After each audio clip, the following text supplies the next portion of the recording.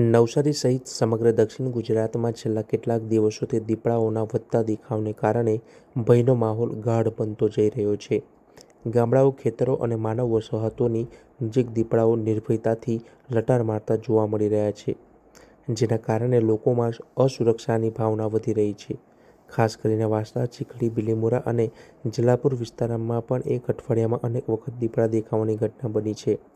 ખાસ કરીને કેરી, ચીકુ અને ડાંગરના ખેતરોમાં દીપડાની હલચલ વધુ જોવા મળી રહી છે. આ ખેતરોમાં ભૂંડ એટલે કે જંગલી સૂરનો ત્રાસ વધુ હોવાથી દીપડાઓ શિકારની શોધમાં વધુ અહીં આવે છે. પરિણામે ખેડૂતો અને પશુપાલકો માટે પરિસ્થિતિ ચિંતાજનક બની જાય છે.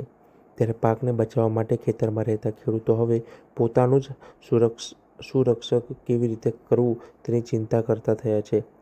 સૌથી વધુ અસર ખેતરમાં રખેવાળી કરતા લોકો પર પડી રહી છે. જે લોકો વર્ષોથી રાત્રે દિવસે ખેતરમાં રહીને પાક દેખરેખ રાખતા હતા, તેઓ હવે દીપડાના ભયના કારણે ખેતરમાં જવાનું ટાળવા લાગ્યા છે. રાત્રિના અંધકારમાં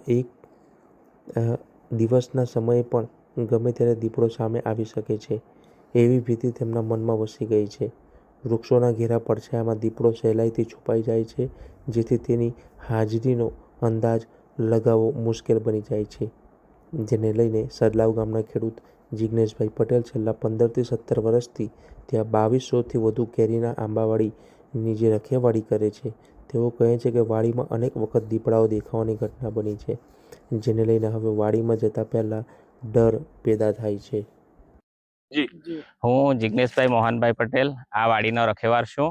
હું ઘણા સમયથી આ વાડીનો રખેવારી કરું છું. કમસે કમ 15, 16, 17 વર્ષથી આ વાડીમાં રહું છું.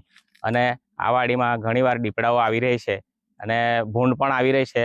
ઘણીવાર ભૂંડને ખાવા માટે પણ દીપડો એના પર તરફ મારે છે. તો ઘણીવાર અમારે આ વાડીમાં સાચવવું હોય તો કેવી રીતે સાચવવું, એટલે માટે અમને પણ થોડુંક સંરક્ષણ આપે એવી અમારી માંગ છે.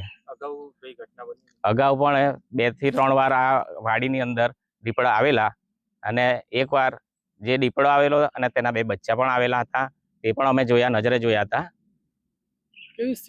સ્થિતિ થોડી ખરાબ રહી છે. આ વાડીમાં સાચવવું અમારે મુશ્કેલ પડે.